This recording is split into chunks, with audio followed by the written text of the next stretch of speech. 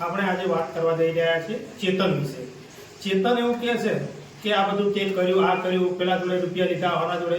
ચેતને કીધું હતું કે હું તને પ્રૂફ આપું છું અને હું ચેતને વિડીયો વાયરલ નથી કર્યો, બરાબર। તો હવે આપણે ચેતનને ઉઘાડો પાડીશું। ચેતન તું કઈ રીતે રોતો હતો, રડતો તો કઈ રીતે? તને જે ગાડી આપી છે એમના તે પૈસા પાછા આપ્યા છે? ચેતન તને કહું છું, ચેતન મોરાલવાળા વાહ, તને કહું છું, સાંભળે છે?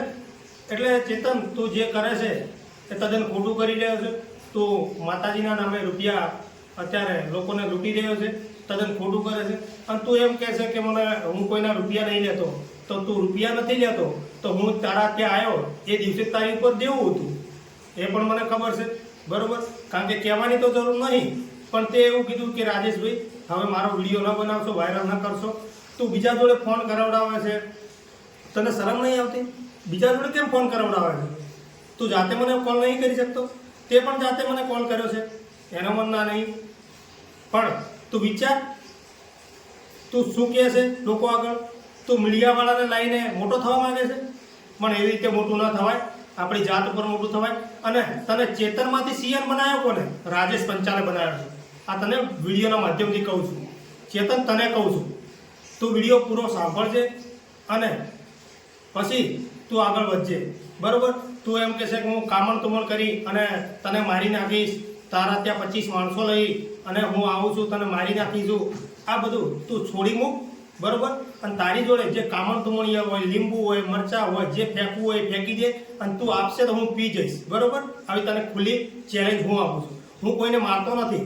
તું એમ કહે છે ને કે મેં ફલાણા ગામમાં આટલા જણા મારી નાખ્યા, આ ગામમાં આટલા મારી નાખ્યા, તે આવું બધું કામણ તુમણથી લોકોને માર્યા છે, પણ હું તને ચેલેન્જ આપું છું, તારામાં તાકાત હોય તો રાજેશ પંચાલ ગામ છત્રાલાવાળા ઉપર કામણ તુમણ કરી અને તું મારી શકે છે, બરાબર। આગળ તો જે થવું છે થશે, બાકી અત્યારે તું જૂઠો છે અને જૂઠો હતો જ, પણ એક વિડીયોના માધ્યમથી તું મારા લીધે આગળ આવ્યો છે। ચેતનમાંથી સીએમ કર્યો હોય તો રાજેશ પંચાલે તને કર્યો છે, બરાબર।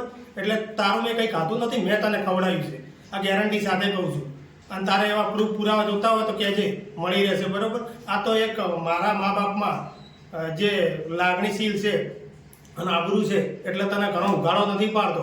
બાકી તું એટલું કહી દે વિડીયોના માધ્યમથી કે રાજેશભાઈ તમારી જોડે જેટલા પ્રૂફ છે એટલા મીડિયામાં નાખી દો, તો હું આજે નાખવા તૈયાર છું। તારા મોઢેથી મારે કહેવડાવવું છે, તું કોમેન્ટ કરશે તો પણ ચાલશે કે આ રાજેશભાઈ તમારામાં પ્રૂફ હોય તો નાખી દો, તમને છૂટી છે, આટલું કહી દે ખાલી, પછી આપણે આગળ વધીશું, બરાબર। તું વારંવાર લોકોને મીડિયા દ્વારા આવું કહેતો કે રાજેશભાઈ આના રૂપિયા ખાધા, આના રૂપિયા ખાધા। મેં કના રૂપિયા ખાધા છે એ તારે આજે નહીં તો કાલે સાબિત કરીને બતાવવું પડશે, બરાબર। હું ત્યાં સુધી હવે વિડીયો બંધ નહીં કરું। ચેતન નેમાભાઈ પ્રજાપતિ ગામ મોરાલવાળાને કહું છું, બરાબર। અને તું એવું કહેતો હોય છે વારંવાર કે આનો ફોન આવ્યો, આનો ફોન આવ્યો, મારી ઉપર તું ફોન કરાવવાનું બંધ કરી દે, ફોન મારી ઉપર ન કરાવે, મારે એવું કંઈ સમાધાન કરવાનું આવતું નથી, બરાબર। તારે સમાધાન કરવું હોય તું મને કોલ કર, બરાબર। બીજા થ્રુ ન કરાઈશ, કોન્ફરન્સમાં હું કોઈના જોડે વાત નહીં કરું। તું કોન્ફરન્સમાં બીજાને લેવડાવે છે કે રાજુને ફોન કરો, આ કરો, જો બ્લોક લિસ્ટમાં નંબર તું નાખે, અમને નાખતા ન આવડે। ચેતન તને કહું છું, તે જે ગ્રુપોમાંથી મને કાઢ્યો હતો, કેમ કાઢ્યો હતો? તને ખબર હતી કે હવે મારો એ બનશે, તે મને બ્લેક લિસ્ટમાં નાખ્યો છે, મેં તને નહીં। અને તું લોકો આગળ શું કહે છે કે મને બ્લેક લિસ્ટમાં નાખ્યો છે? સાચું બોલ, સાચું બોલતા શીખ। અને તું એમ કહે છે કે લાખો પબ્લિક અહીંયા આવે છે, એટલે ભાઈ હજારોની વાત કર ને, તું લાખોની ક્યાં વાત કરે છે? તને શરમ આવી જોઈએ। અને તું એમ કહે છે કે હું સાચો ભૂવો, તું શું સાચો ભૂવો છે, બરાબર? ભૂવા સાચા તો ઘણા બધા છે, તારા જેવા નફ્ફડ ન હોય, તું તો નફ્ફડ છે અને વધારે મને ના કહેવડાઈશ, ઘણું બધું છે। એટલે સમજી વિચારીને તું જે રીતે ચરી ખાતો હોય એ રીતે તું ચરી ખા, અમે નહીં। આ તો ઓરિજિનલ બ્રાન્ડેડ છીએ અને બ્રાન્ડેડ રહેવાના છીએ। રાજેશ પંચાલ ગામ છત્રાલા, જીવદયાનો ઓગળો, ગૌશાળા છત્રાલાથી। જય માતાજી, જય દ્વારકા।